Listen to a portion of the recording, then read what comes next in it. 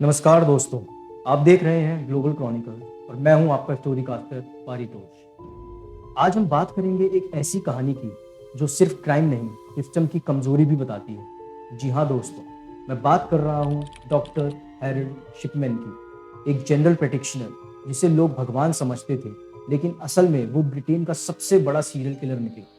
215 murders और history के top killers में इनका नाम है।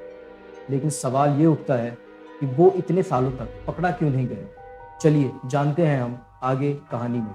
शिपमैन की कहानी शुरू होती है 1946 में।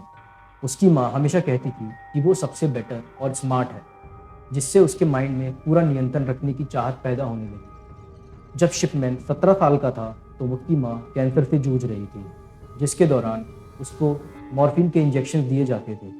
साइकोलॉजिस्ट मानते हैं यही घटना उसके माइंड में मौत के कंट्रोल करने का बीज थी।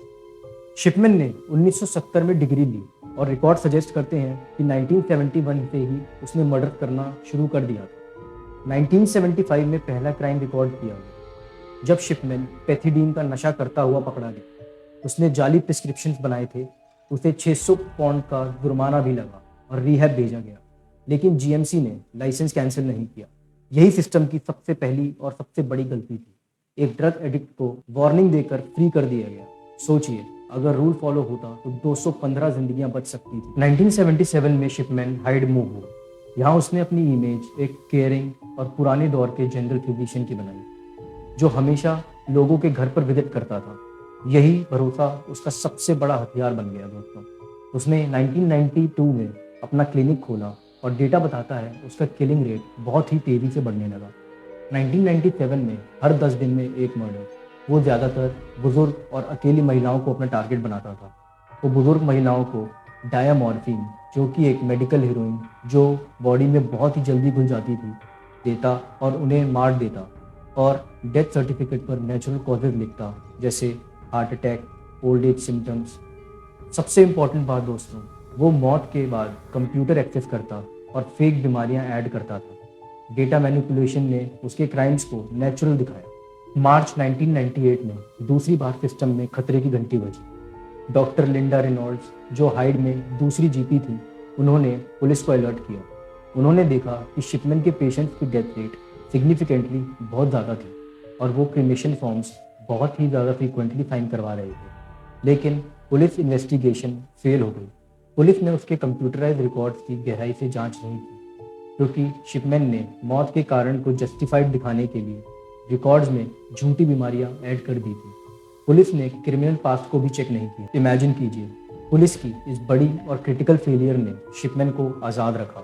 इस फेलियर के बाद ही उसने तुरंत 3 और मर्डर्स किए। शिपमैन का ओवर कॉन्फिडेंस अब उसके लिए सबसे बड़ी गलती बन गया था।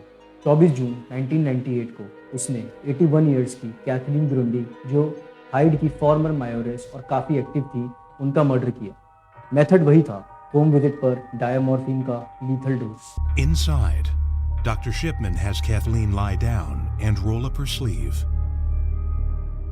But rather than taking a blood sample, as Kathleen expects, Shipman injects her with a fatal dose of morphine. लेकिन मिसेस ग्रेंडी की बेटी एंजेला वुडरफ, जो खुद एक लॉयर थी, उनको डाउट हुआ।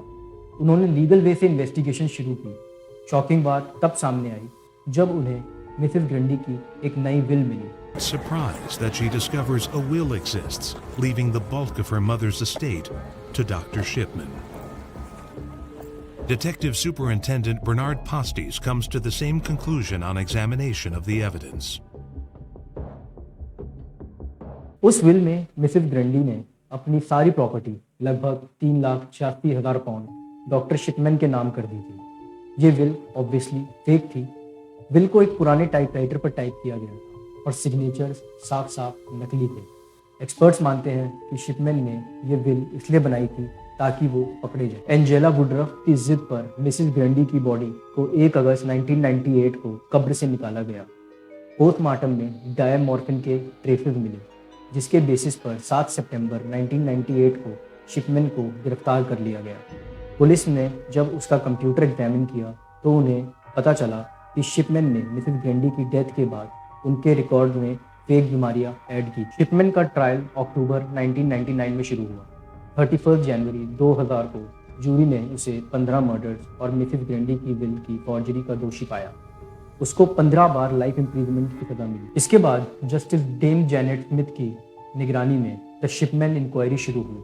इंक्वायरी ने 2002 में कंफर्म किया कि शिपमैन ने कम से कम 215 लोगों को मारा। 13 जनवरी 2004 को अपने बर्थडे से एक दिन पहले शिपमैन ने वेकफील्ड प्रिजन में खुदकुशी कर ली।